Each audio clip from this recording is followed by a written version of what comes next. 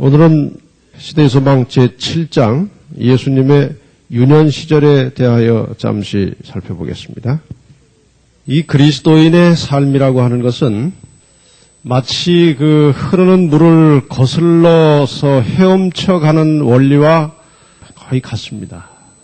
물이 이렇게 흐르면 물 흐르는 방향과 같은 방향으로 헤엄치기는 쉽습니다. 그렇죠?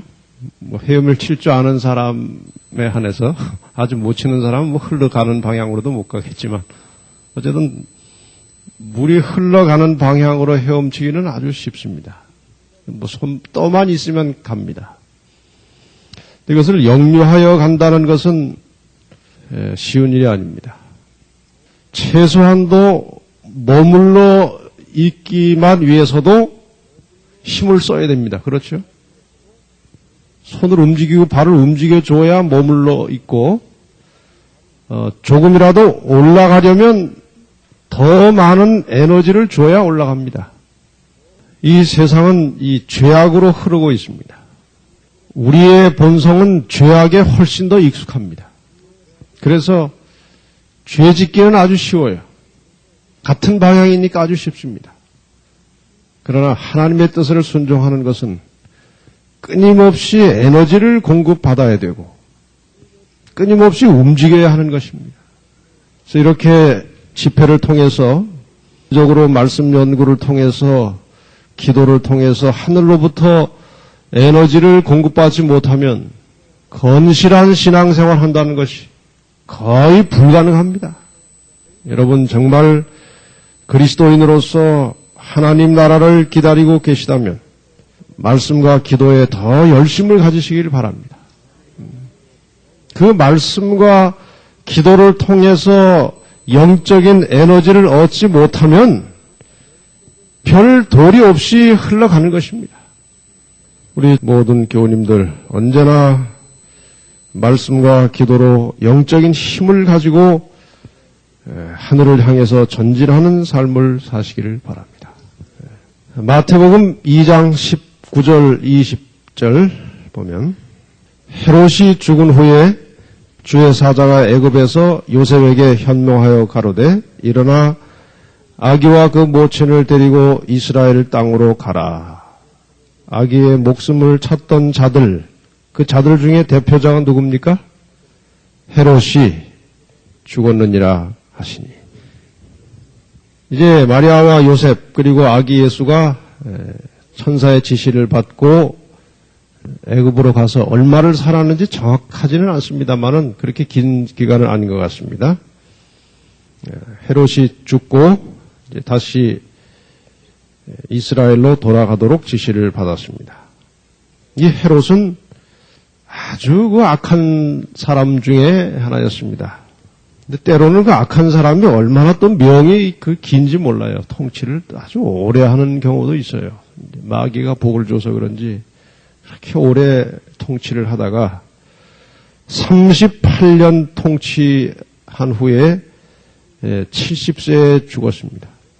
그러니까 32세에 이제 통치를 시작해가지고 38년 동안 그렇게 일을 했습니다. 아주 악랄하게 살았습니다. 특별히 그 마지막 부분에, 자기의 삶의 마지막 부분에 아들을 죽였어요. 아들을 왜 죽였는지 정확한 이유는 나오지 않지만 그 왕위를 물려주기 싫어서 죽였을 것입니다. 그래서 아티파터라고 하는 아들을 죽이고 5일 만에 이제 아주 비참한 모습으로 죽었습니다. 내장이 썩고 또 몸의 일부가 얼마나 많이 골맞는지 구더기가 낄 정도로 골맞고 경련이 멈추지 않았고 심하게 악취를 내뿜는 거친 호흡을 하다가 죽었습니다. 이 역사를 통해서 아주 악하게 산 사람들의 그 치유가 그렇게 깨끗하지 못한 장면을 우리는 가끔 봅니다. 역사학자 버자드라고 하는 사람이 이제 은퇴하면서 남긴 4가지 교훈이 이제 어느 책에 있어서 좀 옮겨봤습니다. 첫째는 자기가 역사를 통해서 보니까 하나님께서 오만한 자를 파멸시키려고 하실 때에는 먼저 권력의 중독자가 되게 하신다. 다시 말하면, 뒤집어 말하면, 권력에 중독이 되면 비참하게 최후를 마친다 이것입니다. 하나님께서 가장 싫어하는 죄악 중에 하나가 교만입니다. 스스로 높아지고자 하는 것입니다. 이 스스로 자기를 드러내고 자기를 높이고자 하는 욕망에 사로잡힌 자는 결국 망하게 됩니다. 이 인간의 죄된 욕망에는 독소 같은 것이 들어있어 가지고 그 욕망대로 계속 살면 결국 중독이 돼 가지고 죽게 돼 있습니다. 술이나 담배나 마약이나 뭐 이런 약물에도 물론 중독이 되지만 권력에도 중독성이 있고 돈을 버는 일에도 중독성이 있고 쾌락을 추구하는 데도 중독성이 있고 식욕에도 중독이 있어요. 그래서 인간이 자기 좋은 욕망대로 살다 보면은 그 욕망의 독소에 의해서 중독에 걸려버려요. 좀처럼 헤어나오질 못한 채 살다가 죽는 것입니다. 두 번째 교훈, 하나님의 심판의 맷돌은 천천히 도는 것 같아도 반드시 미세한 부분까지 파쇄시킨다. 말이 참 멋있습니다. 하나님의 심판의 맷돌은 천천히 도는 것처럼 보이지만 반드시 아주 작은 부분까지 다 갈아서 심판을 하신다 이거예요. 관련된 성경절 몇 절 볼까요? 전도서 12장 13절입니다. 이 일의 결국을 다 들었으니 하나님을 경외하고 그 명령을 지킬지어다. 이것이 사람의 본분이니라. 모든 행위와 모든 은밀한 일을 선악간에 심판하시리라. 이 솔로몬이 인간의 모든 삶의 경험들을 골고루 아주 다양하게 이 삶의 경험을 다 마친 후에 내가 사람이 할 수 있는 일을 다 해봤다. 일의 결국을 다 들었다는 말은 그 말입니다. 해봤더니 사람의 본분은 하나님을 경외하고 그 명령을 지키는 것이다. 이것이 인간의 본분이다. 그러니 하나님의 말씀을 잘 순종하라. 14절 말씀은 상당히 중요한 말씀이에요. 하나님은 모든 행위와 모든 은밀한 일을 선악간에 심판하시리라. 고린도 후서에 있는 말씀도 한 절 더 볼까요? 고린도 후서 5장 10절입니다. 이는 우리가 다 반드시 그리스도의 앞에 드러나 각각 선악간에 그 몸으로 행한 것을 따라 받으려 함이라. 하나님께서는 죄를 용서하십니다. 그러나 죄를 그냥 넘기지는 않으십니다. 우리가 죄의 용서를 구할 때 용서를 받든지 아니면 용서받지 못한 죄로 인해서 심판을 받든지 둘 중에 하나입니다. 죄를 그냥 넘기지 않으십니다. 여러분과 저의 마음속에 모든 죄된 요소들을 깨끗하게 씻고 살게 되기를 바랍니다. 하나님 사랑하는 마음으로 죄를 싫어하시는 하나님을 우리가 사랑할진데 우리는 죄를 버려야 할 것입니다. 마음속에 숨겨진 조그만 죄라도 늘 하나님 앞에 내놓고 깨끗하게 정결하게 함을 받고 사시기를 바랍니다. 세 번째 이 역사학자가 남긴 교훈은 꿀벌이 꽃에서 꿀을 빼낸 것 같아도 그 꽃을 수정시켜 열매를 맺게 한다. 뭔가 가져가는 것 같고 꽃에게 해를 주는 것 같지만 결과적으로는 이 꽃이 열매를 맺도록 돕는 일을 한다 이것입니다. 우리가 이것을 이 선악간의 싸움에 좀 적용을 시킨다면은 사단이 언제나 이 세상 역사에서 하나님의 백성과 그의 교회를 공격하지만 하나님께서는 꼭 그것을 통해서 역전을 시켜서 하나님 편의 일을 추진하도록 꼭 바꿔 놓으십니다. 역전하시는 하나님이십니다. 모세는 사실 사단의 집요한 공격 박해 속에서 태어났습니다. 그런 박해가 없었다면 모세는 바로의 왕궁에 들어갈 수가 없었을 것입니다.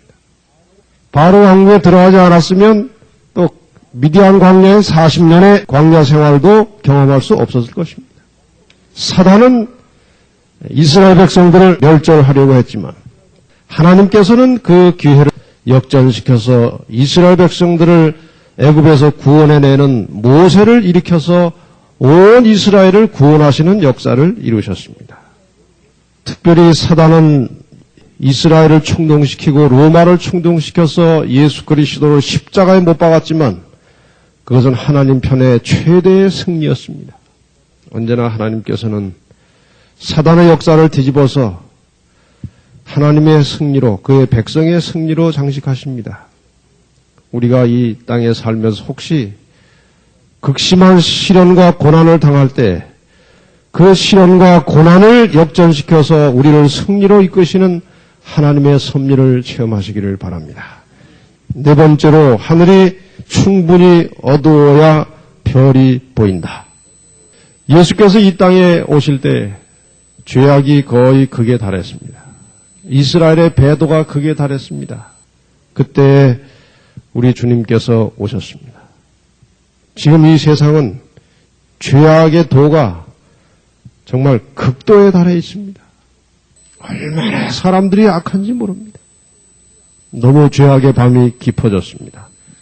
여러분, 예수님께서 오시기 전에 남은 자손들이 이 어두운 세상 하나님의 말씀의 빛을 밝힐 때가 되었습니다.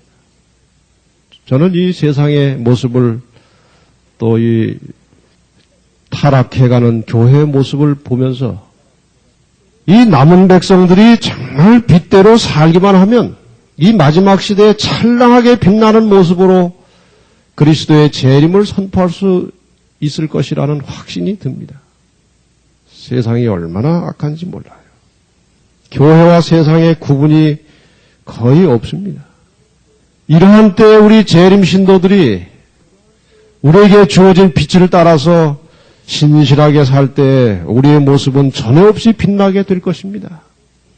흑암이 짙을수록 빛은 더 밝아지는 것입니다. 이 죄악의 세상에 밤이 깊어질수록 하나님 말씀대로 신실하게 살아가는 사람들의 모습은 별처럼 빛날 것입니다. 어둠이 깊어졌고 우리 주님께서 오실 때가 되었습니다. 주의 재림을 위해서 이 마지막 남은 자손으로서 이 땅에 존재하게 된 우리 모든 성도들은 하나님의 말씀의 빛을 밝게 비추어내는 이 시대의 등대가 되어야 할 것입니다. 여러분, 각자 처한 위치에서 가정에서 이웃들에게 그리스도의 빛을 찬란하게 빛내는 하나님의 아름다운 백성들이 되시기를 바랍니다. 드디어 이제 악하던 헤롯이 죽고 요셉과 마리아와 아기 예수는 다시 그 고향 나사렛으로 돌아가게 되었습니다. 아주 먼 여행을 다시 했습니다. 먼저 베들레헴에서 나사렛까지가 약 130km 정도인데 그 애굽에서 또 이 베들레헴까지가 상당한 거리입니다. 아주 긴 여행 끝에 이 가족들이 나사렛에 돌아왔습니다. 마태복음 2장 23절에 보면 나사렛이란 동네에 와서 사니 이는 선지자로 하신 말씀에 나사렛 사람이라 칭하리라 하심을 이루려 함이로라. 이 신약 성경에 보면은 그 구약 성경의 선지자가 말하는 것을 이루게 하기 위해서 이러이러한 일이 일어났다는 표현이 자주 나와요. 예수님께서 그 베들레헴에 태어나셨을 때도 선지자로 그 태어날 일이 말씀하셨고 그것이 이제 이루어진 것으로 말씀하십니다. 근데 이 부분, 이 나사렛에서 살 것이라고 하는 것을 선지자로 하신 말씀이라고 했는데 사실 여기에 대한 구체적인 기록은 구약 성경에는 없어요. 그래서 많은 학자들이 생각하기를 아마 나사렛 메시아가 나사렛에서 자랄 것이라고 하는 것이 구전으로 내려왔던가 아니면 구약 어딘가에 기록되어 있었을 텐데 아마 그것이 필사하는 과정에서 누락되었던가 그렇게 해석하고 있어요. 이 정확한 인용문은 구약에 나오지 않습니다만 어쨌든 이 나사렛 그 예수 그리스도 그 예언을 성취하기 위해서 예수님은 나사렛이라고 하는 동네에 다시 돌아가셨습니다. 자, 예수님께서 자라난 그 환경, 그 지역과 또 부모와 또 이 경제적인 면에서 어떻게 사셨는지 그 예수님의 그 어린 시절 자라난 환경을 잠시 좀 생각해 보겠습니다. 나사렛에 대해서는 여러분이 이미 많이 들으신 대로 갈릴리 지방에 있는 아주 별로 이름 없는 미미한 동네 나사렛입니다. 이 나사렛은 그 당시 꽤 그 별로 질이 좋지 않은 사람들이 살았던지 사람들로부터 이 멸시, 무시를 받던 동네였습니다.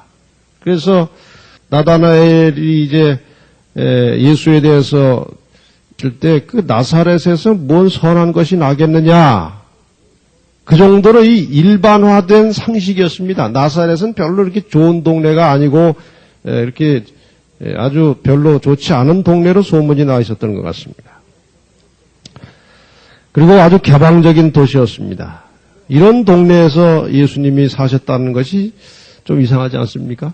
그 이유를 조금 후에 다시 말씀드리겠습니다.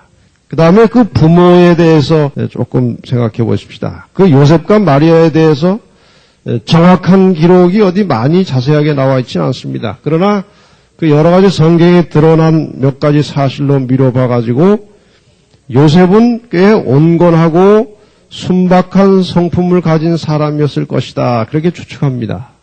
왜 그럴까요? 무엇을 근거로 해서 요셉이 꽤 참 좋은 사람이다. 온건한 사람이다.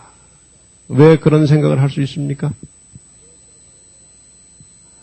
마리아가 아기를 갖게 되었을 때 나쁜 남자 같으면은 상당히 기분 나빠가지고 뭐 싸우고 그냥 막 소문도 내고 할 텐데 그냥 조용히 끊고자 했다.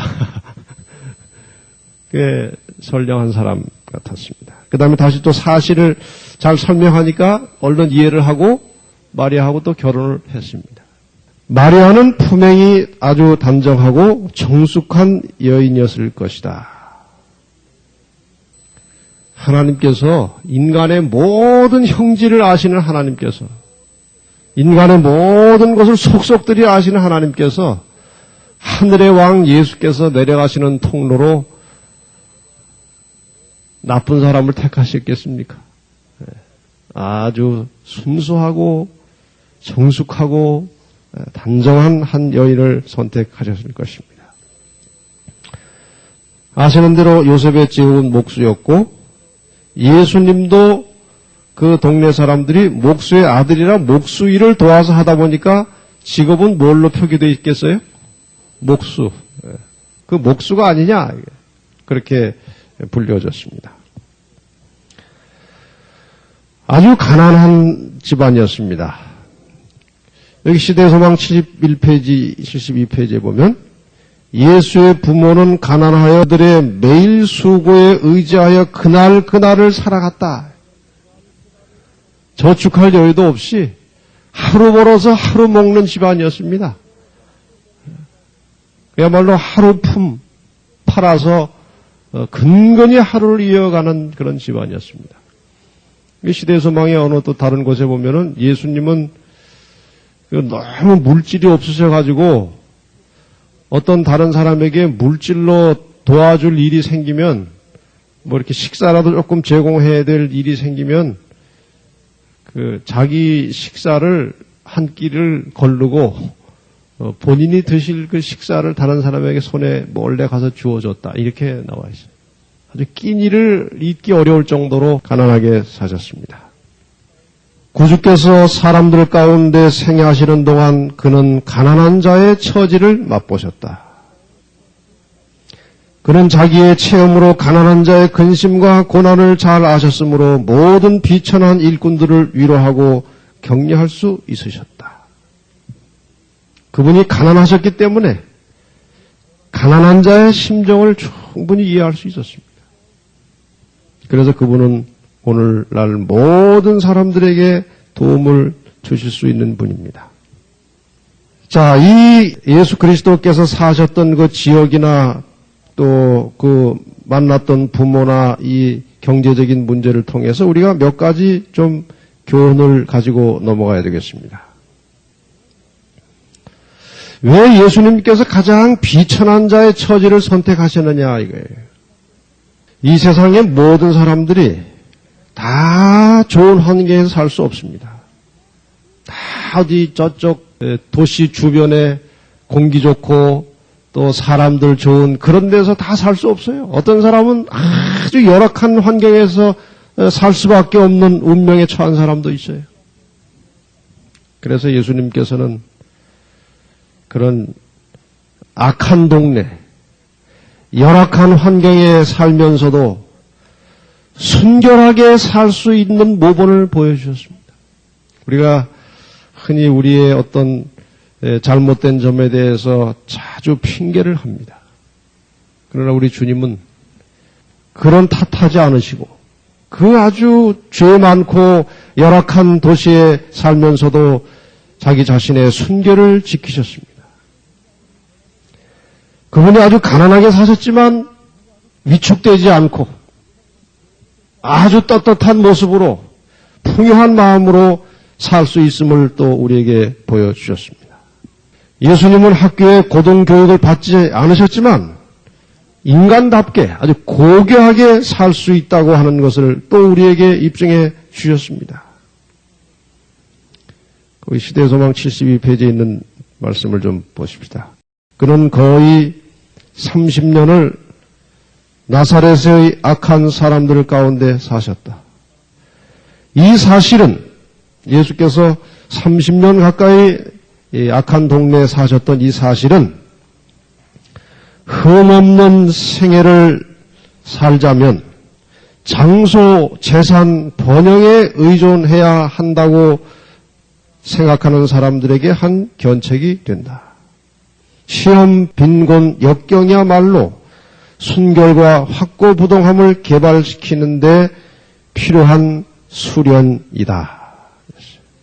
예수님께서 30년 가까이 이 사악한 동네 사시면서도 순결을 지키셨던 것은 우리도 어떤 환경에 처해서 살든지 우리 주님처럼 순결하게 하나님 뜻에 합당하게 살 수 있음을 보여주신 것이라고 말씀하셨습니다.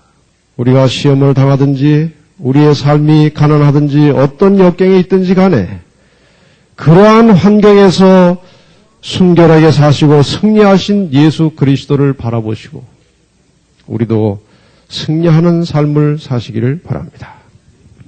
예수님의 그 가정교육 그리고 예수님의 특성에 대해서 그 시대소망에 나온 몇 가지 말씀들을 좀 정리해 보십시다.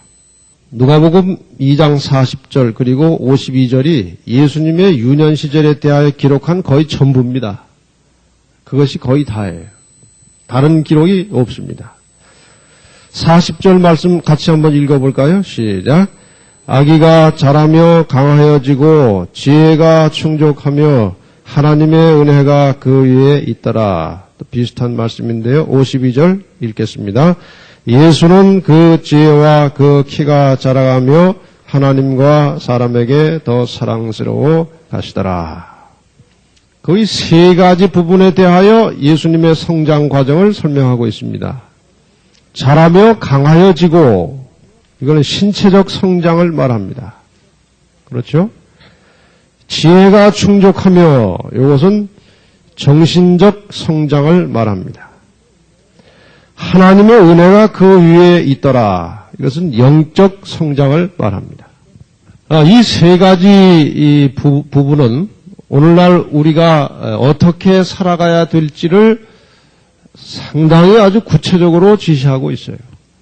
우선 그 신체적으로 우리 모든 그리스도인들은 건강의 법칙을 잘 지켜서 건강하게 살기를 하나님이 기대하십니다. 그렇습니까? 몸 관리를 함부로 해서는 안 됩니다.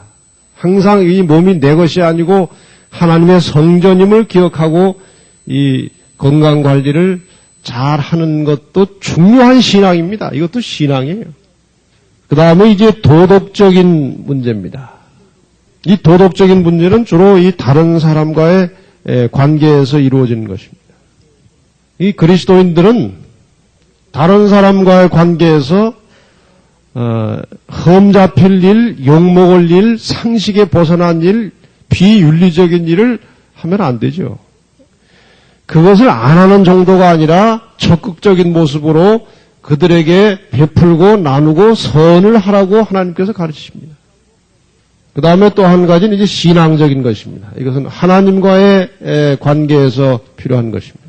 늘 하나님과 연결된 신앙심을 가지고 사람들과 좋은 관계를 맺고 건강하게 사는 것이 전체 신앙의 모습이에요.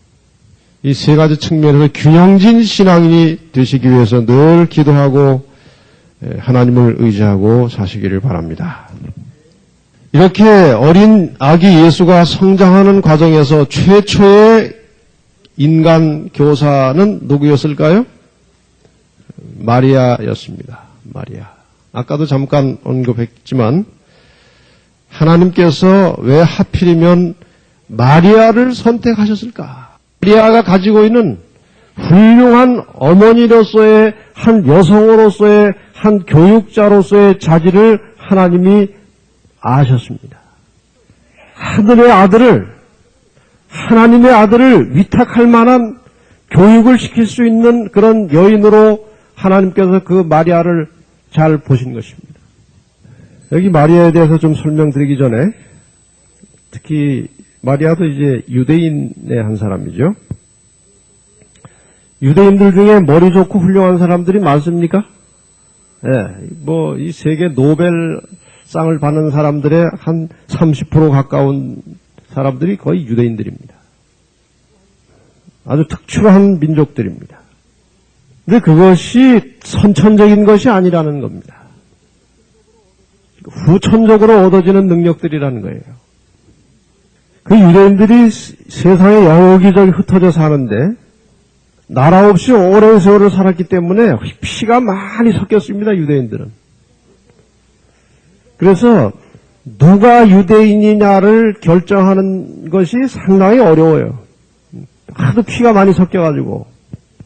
그런데 그들 나름대로 유대인을 규정하기를 그 어머니가 순수한 유대인이면 아버지가 다른 이방인이라 할지라도 어머니가 순수한 유대인이면 거기에서 난 자식을 유대인이라고 간주했습니다. 왜 그럴까요? 유대인은 혈통으로 만들어지는 것이 아니고 어머니의 교육으로 만들어지기 때문에 어머니가 유대인이면 그 자녀를 유대인으로 간주하는 것입니다. 물론 이 교육에 대한 책임은 아버지와 어머니 모두에게 다 주어졌습니다. 그러나 어머니의 책임이 막중함을 시대를 통해서 입증하고 있습니다. 예내신에도 그런 말씀들이 많이 나옵니다. 태중에서부터 아이를 품고 삽니다. 이 아이가 태중에 있을 때 어머니의 이 감각이라든가 어머니의 생각이라든가 어머니의 그 살아가는 모든 생활이 이 태중에 있는 아이에게 지속적으로 영향을 미치고 있어요. 태어난 이후에 끊임없이 이 아이는 어머니의 돌봄을 받고 삽니다. 근데 이 어머니가 말하는 어투, 어머니의 그 감정 표현, 이런 것들이 이 아이의 이 뇌세포에 그대로 다 입력이 되는 것입니다. 그리고 생생하게 녹음이 되는 것입니다. 그것이 3살 안에 녹음된 것들이 거의 평생을 좌우하게 됩니다. 우리 말에도 3살 버릇이 몇 살까지 간다고 그랬어요? 80까지가. 3살 버릇이 80까지 간다. 그런 면에서 이 땅의 어머니들은 정말 중요한 책임을 가지고 있어요. 세자녀 지도법 171페이지에 어머니의 책임을 진 사람들은 하나님과 그들의 자녀들에게 대해서 가장 엄숙한 의무감을 느끼고 그들의 자녀들이 귀엽고 사랑스러운 성격을 가지며 도덕적으로는 깨끗하며 세련된 취미를 가지고 그 품성이 온유하도록 교육시켜야 할 것이다. 아이에 대하여 엄숙한 의무감을 가질 필요가 있습니다. 우리가 아이에 대하여 마음에 너무 안 들어가지고 정말 속이 상해가지고 아이를 나무라기도 하고 꾸짖기도 하고 때로는 감정이 좀 이렇게 너무 심하면 때리기도 하고, 그것은 결국 3살 넘은 아이에 대한 감정 표현은 곧 자기에 대한 것입니다. 우리의 모습이에요. 그 아이의 모습은 어떤 면으로든지 부모로부터 영향을 받은 모습이에요. 우리 아이에 대하여 좀 더 깊은 이해심을 가지고 잘못된 부분을 나무라지 말고 자녀를 위해서 기도 많이 하시기를 바랍니다. 그것이 치유할 수 있는 일입니다. 그 아기 예수를 마리아가 이제 교육을 시킨 것입니다. 여기 시대소망에 보면은 참 감동적인 말씀이 있어요. 아이 예수는 회당의 학교에서 교육을 받지 않았다. 그의 어머니가 그의 최초의 인간 교사였다. 그는 어머니의 입술과 선지자들의 두루마리에서부터 하늘 사물에 대하여 배우셨다. 어머니의 입술로부터 또 구약 성경으로부터 하늘 사물에 대해서 배우셨다. 그가 친히 이스라엘을 위하여 모세에게 말씀하셨던 바로 그 말씀, 구약의 모세 오경을 말하는 것입니다. 율법을 말하는 것입니다. 그 말씀을 예수님이 모세에게 하셨어요. 이제는 그의 어머니 무릎에 앉아서 그가 하셨던 말씀을 다시 배운 것입니다. 아기 예수로서. 참 신비한 일이죠. 예수님은 그 당시 구할 수 있는 교과서는 2가지였는데 하나는 구약 성경이고 하나는 천연계입니다. 천연계를 깊이 연구하셨다고 했습니다. 천연계로부터 학문적 지식을 얻으셨다고 했습니다. 식물과 동물과 인간의 생명을 연구하셨습니다. 자연의 생태를 아주 세심하게 관찰하셨습니다.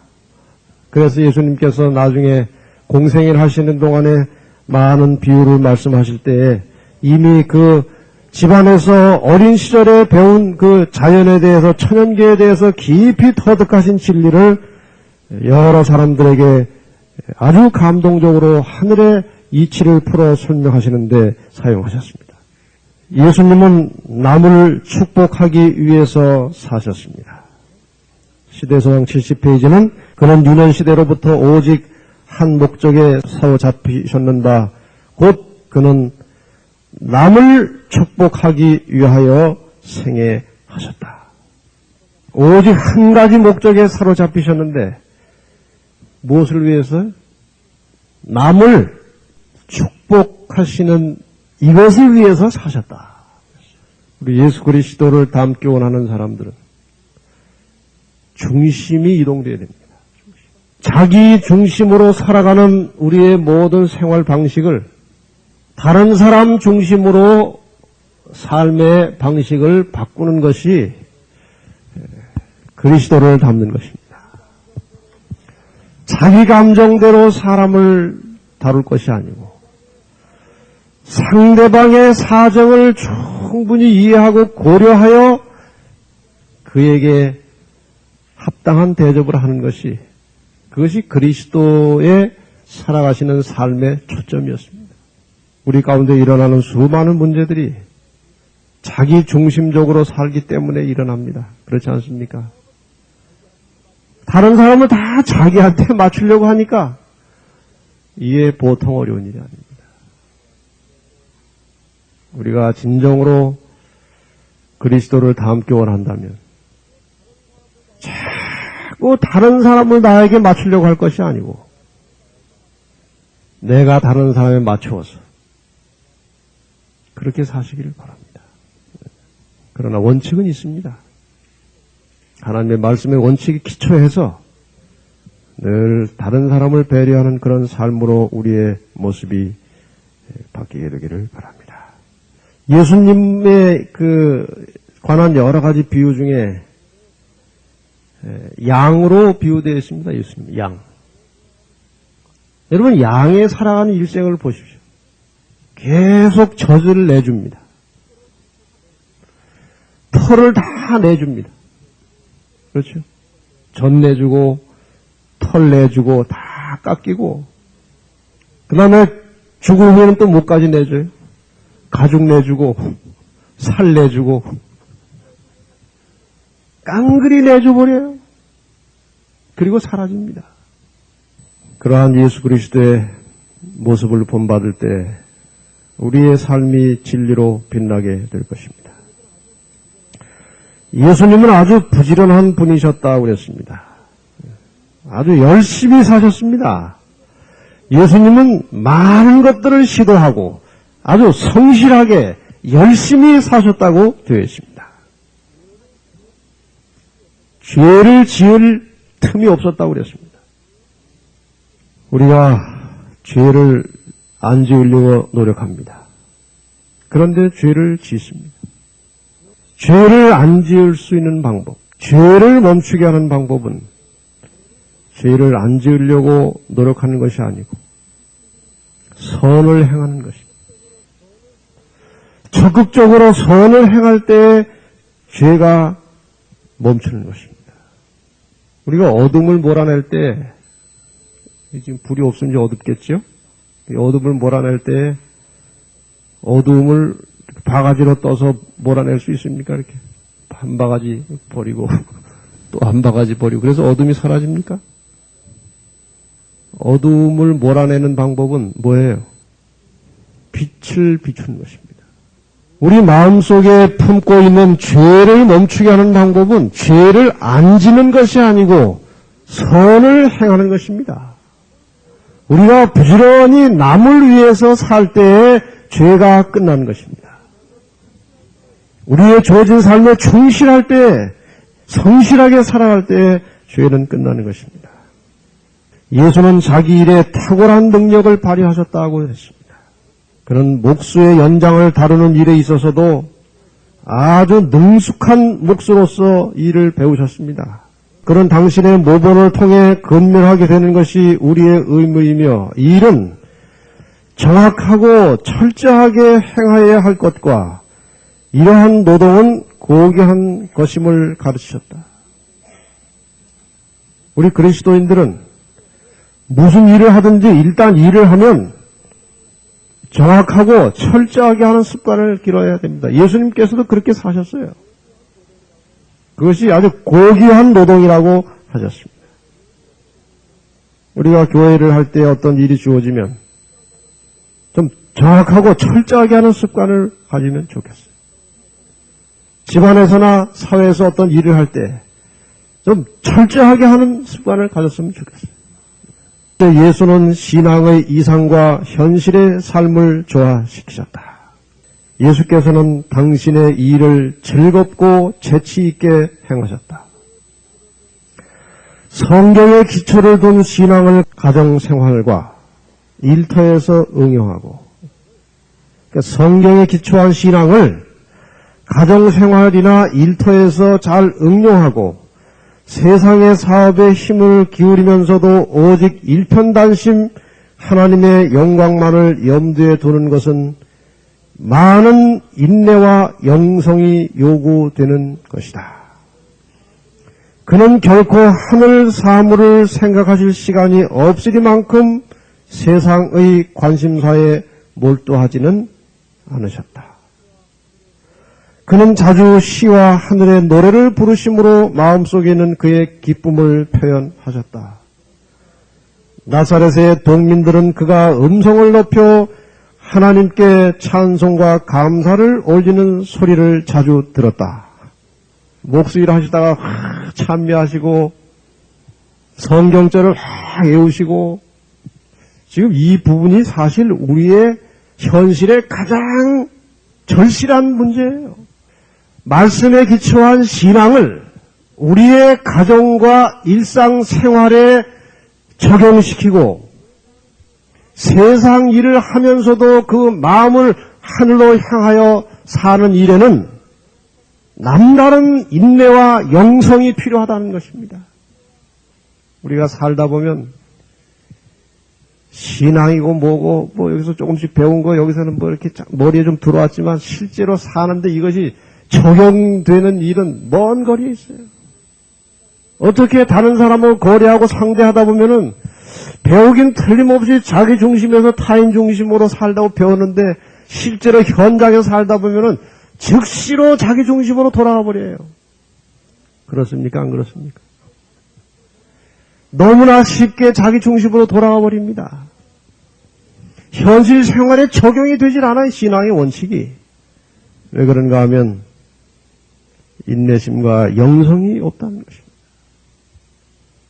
이 영성은 그냥 저절로 오는 것이 아니고 우리가 하나님의 말씀을 자주 대하고 자주 기도하고 무엇을 하든지 하나님의 뜻을 먼저 생각하는 그런 것들이 몸에 배이고 생활의 습관이 될 때